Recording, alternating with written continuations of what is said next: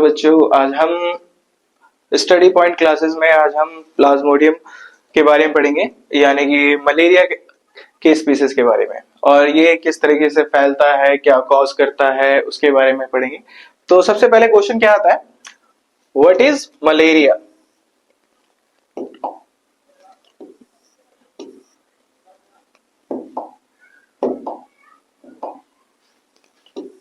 What is malaria? Malaria क्या है? Malaria is a serious disease caused by the parasite. It is a spread to the human through the bite of the infected female Anopheles mosquito. ये एक serious disease है जो कि किससे फैल रहा है? एक वेक्टर के थ्रू फैल रहा है। यानी कि वेक्टर हमारा क्या है? यहाँ पे हमारा मॉस्किटो है, ठीक है, जो कि हमारा नाम क्या है? उस मॉस्किटो का नाम क्या है? फीमेल एनाफिलिस मॉस्किटो है, फीमेल एनाफिलिस मॉस्किटो। तो ये मॉस्किटो काम कैसे करता है? मतलब कि ये एक तरह का पैरासाइट है और ये ह्यूमन को इन्फेक्ट करता है, ठीक है। अब मॉस्किटो में भी मेल और फीमेल होंगे, तो मेल और फीमेल मॉस्किटो में से जो हमारा मेल होता है, मेल मॉस्किटो जो होता है,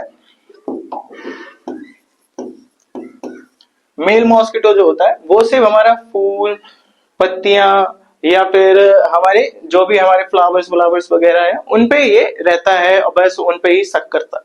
ये ह्यूमंस को नहीं बाइट करता। जो फीमेल होती है वो बाइट करती है मॉस्किटो को, और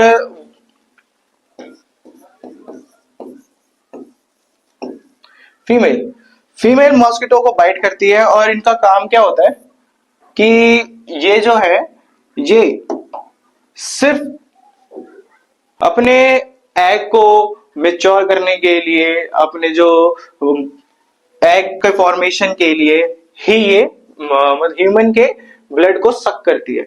तो जब भी एक female mosquito, female Anopheles mosquito जो आती है और जब इंसान को बाइट करती है, ये तो इंसान को बाइट करती है तो किस तरह की साइकिल चलती है हमारी? इस तरह की साइकिल चलती है। फर्स्ट इन्फेक्टेड मॉस्किटो आएगा, यानी कि फीमेल एनाफिलिस मॉस्किटो, ये आएगा और ये इंसान को बाइट करेगा। तो बाइट करने के बाद क्या करेगा? ये अपने कुछ स्पोरोजोइट्स जो है हमारे अंदर छोड़ देगा।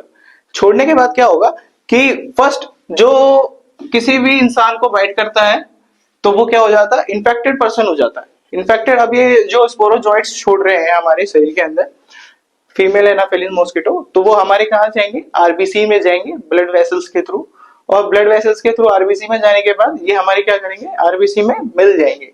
मिलने के बाद क्या करेंगे? ये हमारे इफेक्टेड, जहां से हमारा आरबीसी लिवर, यहाँ पे आरबीसी को इफेक्ट करेंगे, और इफेक्ट करने के बाद हमारी जो आरबीसी है उनको वहां पे अपने स्पोरोजोइट्स मल्टीप्लीकेशन करेंगे एसेक्सुअली ये मल्टीप्लीकेशन करेंगे, और मल्टीप्लीकेशन करते करते करते फिर ये क्या होगा? जब अब हमारे शरीर में क्या हुआ कि ये इन्फेक्ट हो गया है, तो जो हम कोई एक नॉर्मल मॉस्किटो आके फिर हमारे बाइट करता है तो वो क्या होता है कि हमारे अंदर जो प्लाज्मोडियम के जो स्पोरोजोइट्स हैं, जो भी सलाइवा से आया है मॉस्किटो के थ्रू, तो वो हमारे बॉडी के अंदर ब्लड वेसल्स में, हमारे आरबीसी में फैल चुका है। तो फैलने के बाद क्या आएगा? जब भी कोई मॉस्किटो आके, नॉर्मल मॉस्किटो आके हमें इन्फेक्ट करता है या फिर हमें काटता है, तो वो उसके सलाइवा में मिक्स हो जाता है, और फिर वो वहां से उड़ के कोई किसी नॉर्मल पर्सन को,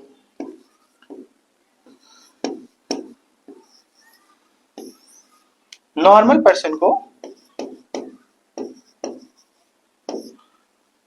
पर्सन को अगर वो बाइट करता है तो वो क्या होगा? अपने सलाइवा को वो उस नॉर्मल पर्सन के अंदर, यानी कि एक हेल्दी पर्सन के अंदर वो क्या करता है? इन्फेक्शन फैलाता है, ठीक है, जिसके वजह से ये इन्फेक्टेड हो जाते हैं एक नॉर्मल मॉस्किटो के वजह से, और ये फिर एक नॉर्मल इंसान भी इन्फेक्टेड हो जाता है हमारे किससे?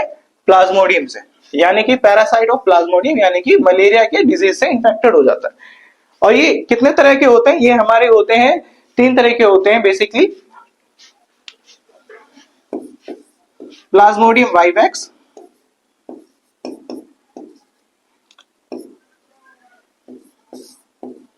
प्लाज्मोडियम ओवेले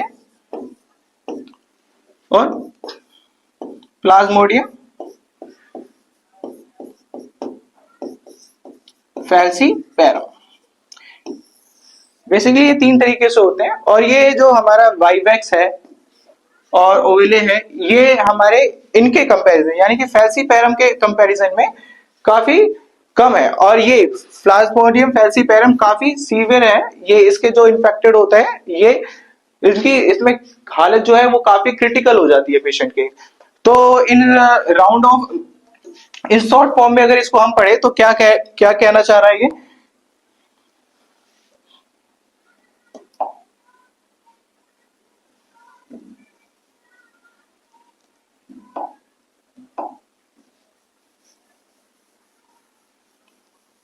जी ये कहना चाह रहा है कि जब भी कोई एक नॉर्मल फीमेल एनाफिलीज मॉस्किटो आएगी, आने के बाद हमारे ब्लड वेसल में जाएगी और ब्लड वेसल से हमारे क्या होगा, हमारे लीवर से ब्लड वेसल जो बना रही है उसको वो रप्चर कर देगी और हमारे जो ब्लड वेसल्स है आरबीसी से उनको रप्चर करने लगेगी। और रप्चर करने के बाद जो हमारा ब्लड वेसल्स हमारे जो बॉडी में फ्लो कर रहा है वो अब एक हम खुद इन्फेक्टेड है। और जब एक नॉर्मल मॉस्किटो आकर वहां पे एक इन्फेक्टेड पर्सन को बाइट करता है और बाइट करने के बाद वो वहां से उड़ के किसी दूसरे पर्सन के पास, यानी कि अब इन्फेक्टेड पर्सन से जो उसने ब्लड सक करा है वो उसके सलाइवा में मिक्स हो गया है। सलाइवा में मिक्स होने की वजह से जब वो किसी नॉर्मल इंसान को बाइट करता है तो अब वो क्या कर रहा है उसको, कि वो उसको अपने सलाइवा के थ्रू मलेरिया कॉज कर रहा है। तो ये सारी उसके प्लाज्मोडियम की साइकिल है मलेरिया की। तो इसके सिम्टम क्या क्या आएंगे? हाई फीवर होगा, ठीक है, हाई फीवर होगा, 102 से लेके 105 तक के बीच का फीवर रहता है इसमें। चिलनेस रहेगी, हेडेक रहेगा, स्वेटिंग रहेगी, वीकनेस होगी।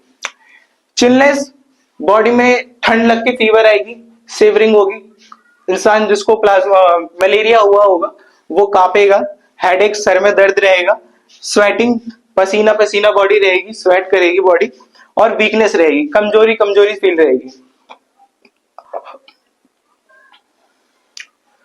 How it is spread? Infected mosquito bite a person, जैसे कि हमने यहाँ पे पढ़ा, एक इन्फेक्टेड मॉस्किटो क्या कर रहा है, एक नॉर्मल इंसान को बाइट कर रहा है, तो उसके बाइट करने से ये फैल रहा है।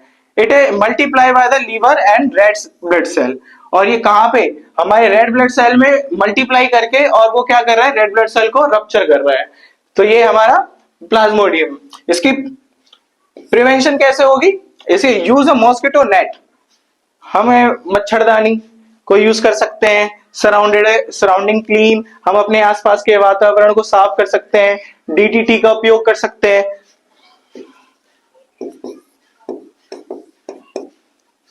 यूज अ मॉस्किटो रिपेलेंट, इसका भी यूज कर सकते हैं। तो हमें घरों में आसपास जहां पानी इकट्ठा हो रहा है, कूलरों में पानी इकट्ठा हो रहा है या फिर कोई दूसरी जगह पानी इकट्ठा हो रहा है, तो उसको इकट्ठा ना करके हम मॉस्किटो को बढ़ने से रोक सकते हैं, और इस तरीके से हम इसको प्रिवेंट करने से रोक